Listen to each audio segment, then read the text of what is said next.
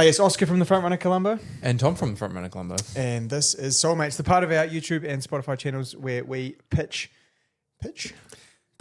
compare two shoes off against each other to help you make better informed decisions about the footwear that you'd like to be wearing, trying our best to look at the objective and subjective things and differences between the two shoes. So, Tom, what are we looking at today?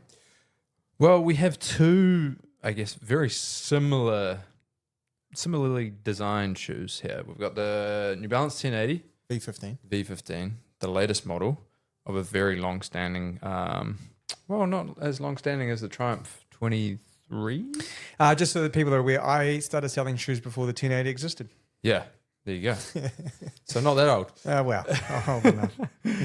No, two neutral daily trainers from two very highly respected brands, and a new update to the 1080, a slight update. Well, actually, a big update from the last Triumph, but the Triumph has been out for a while now, so it's a fun head-to-head.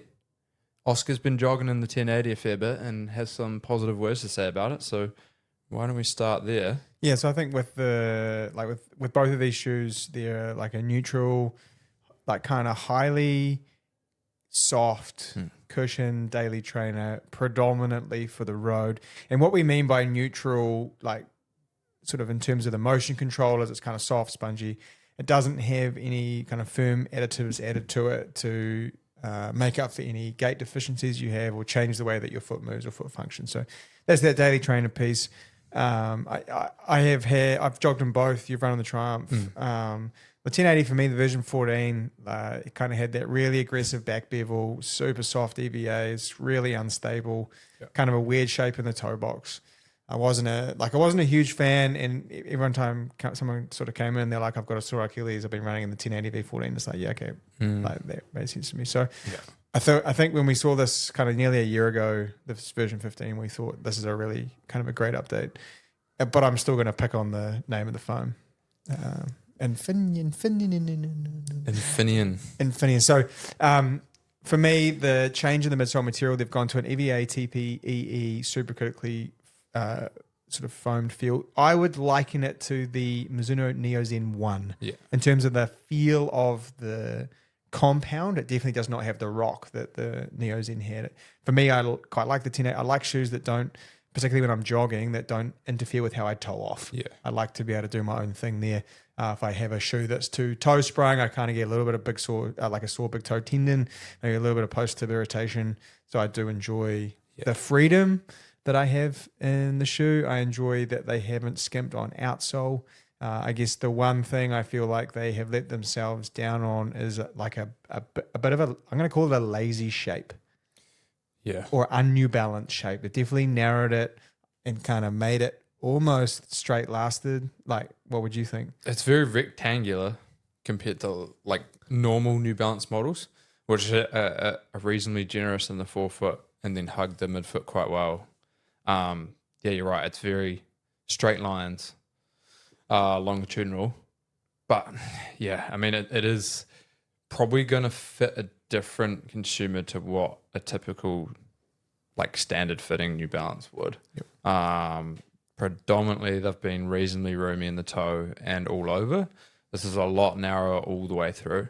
Not pointy per se, but yeah, it's definitely a different shape, and you can tell I've used a different last to make this model, which might feel a lot better for a different consumer. But yeah, on foot, the foam does feel really soft and responsive, which is nice. It's a pretty cool blend. I think they might have improved. It's definitely an improvement on the fresh foam. 100%, no question. Yeah, fresh foam's been around for a while, and we were kind of waiting for that jump from New Balance to create a everyday trainer that didn't die super quickly and lose its cushion after a couple runs, which I feel like the fresh foam did for the most part.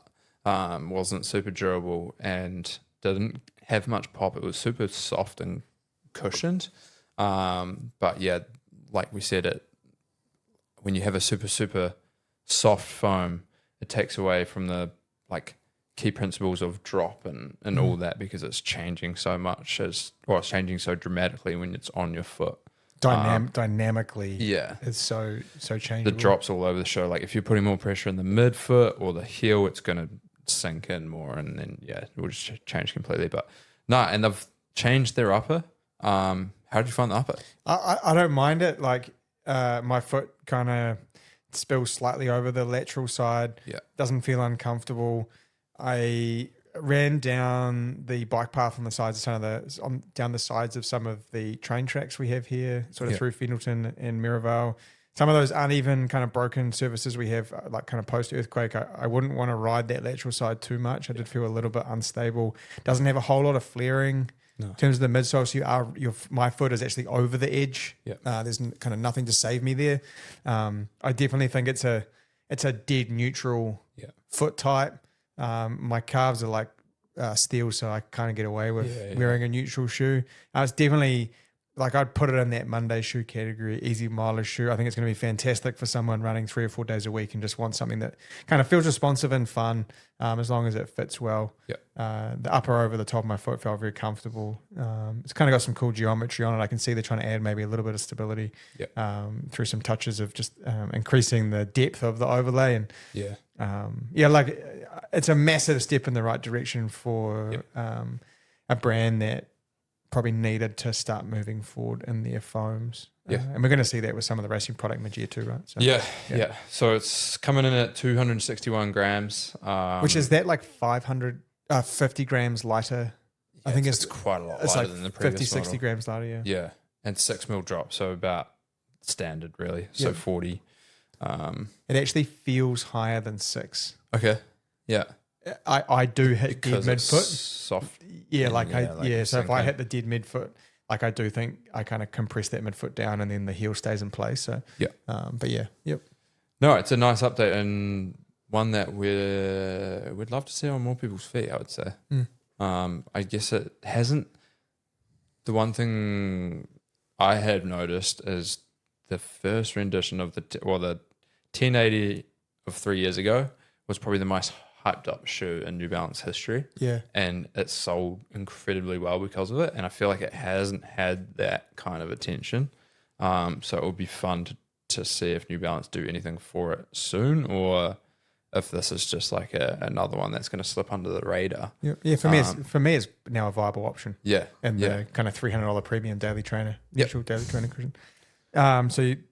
What we're kind of putting this off against is Saucony's Triumph 23. Yep. This is very different from 22. Yep. Would you say it's probably more like 21? Yep. Like the feel of it is like the roll and the but again it is very unique. Like they've not skimmed on inherent stability in this model, which is nice for a daily neutral trainer. Widened it significantly underfoot. Some people can't get past the fact that it looks like a massive shoe on so your foot. You're talking about the midfoot and the rear foot flaring sort of lateral medials. You got a big platform. You're kind of watching on YouTube. You can see like your foot is sitting, at least 5 or 6 mil either side. So when you go to put pressure on one of those sides, the shoe bites back and pushes you the other way. So just add some stability to the gait. Yeah. Incredibly comfortable. Yeah, nice shape in the midfoot. It's got a little sidewall that kind of meets your arch. Again, it's kind of like this, almost like this waterfall cascading, kind of flaring. So when you squash straight down it, everything kind of hardens up and pushes you back. Saucony notoriously kind of have a narrow fitting heel, like almost like a bit more like a V, and then a wider fitting forefoot. So you kind of get like great lockdown in the heel. Significantly different to the New Balance. Yeah. So if you're someone that finds they kind of rub the back of the shoe out. Because you never feel like you kind of get that really tight feel in the heel, then definitely the Saucony shoes in general, but the Triumph for sure will probably give you like quite good lockdown. If we're talking outsole, I think Saucony probably wins that battle. What do you? Yeah, purely marginally. Yeah, marginally. I think they just have slight bit more coverage, which might make it last a little bit longer in general. This is very tacky. Yep. But I mean, it's a close one. Honestly, I think on concrete you'd be fine in either or. But if you are taking it off road on some dirt paths, it might have a little bit more lug depth on that one. What do you feel about the beaded PB? Like Saucony haven't developed, or that they've got some stuff coming. So, and they've obviously got Incredible Run that they've put into Elite 2 and 3. Yeah. Like, how are you feeling this PWRRUN PB stacked up in this particular model? Because it's a softer edition. I think it's 100% more lively than the older or the original beaded PB that they use. But it is definitely more compliant. So it does, again, go back to that changing stack height. And we've seen some people have a little issue with that, possibly being too soft in the forefoot and sinking right into it. And because of the way they've shaped the tread in the front, it does splay with the pressure, which is what I found. So it doesn't feel like it bottoms out, but there's definitely like more, it feels less stacked in the front than the previous models.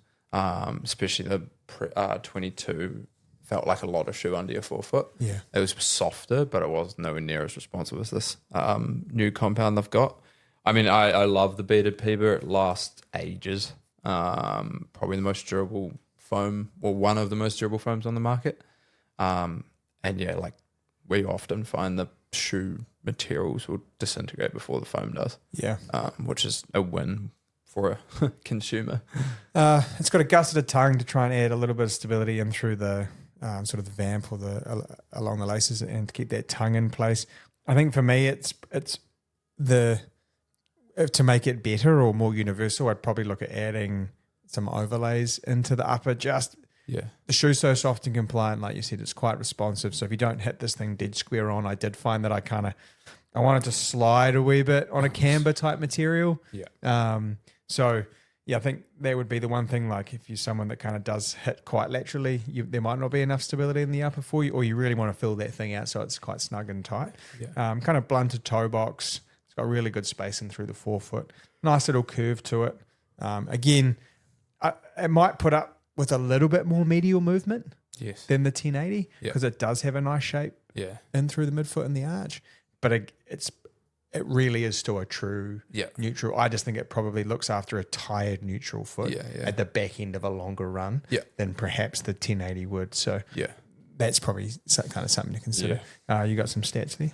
Yeah, so pretty much you're looking at 2 grams difference, so 263. And then 10 mil pitch, which to me it doesn't feel like a 10 mil pitch. Feels more like 8 or even 6. Like I don't notice too much difference between the two when I've got them on foot in terms of where my foot is sitting. And then PWRRUN PB foam, which is again, like we said, a lighter, bouncier compound than previous models.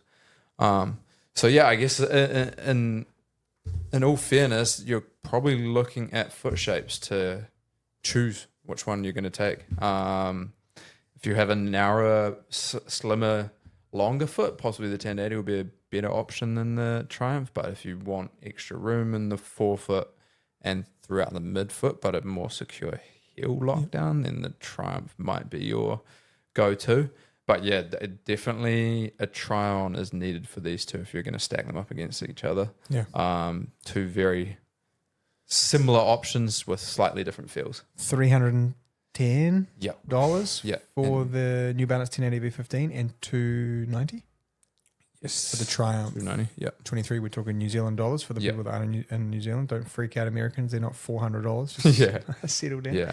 I think you're going to get potentially a little bit more durability out of the Triumph. I do think that the 1080 feels a little bit more like recovery type shoe. Where the Triumph, the PB, you're going to be able to pick up towards the back end of a run in terms of the feel of both of them.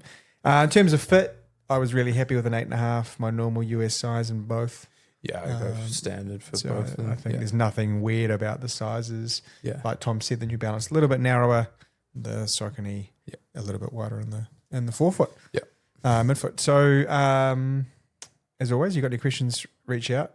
I should stop saying that because the Facebook messages like blowing up, and I cannot don't have time to get back. What for those people that do enjoy these, what I have been doing is we've been trying to bleed your questions into the longer form podcast that we do that comes out on a Friday afternoon, so that we can, I guess, discuss without specifics, some case by case stuff.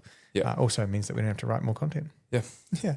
Anyway, enjoy your running. Come see Tom and I if you need a hand, and we'll see you next time. Enjoy.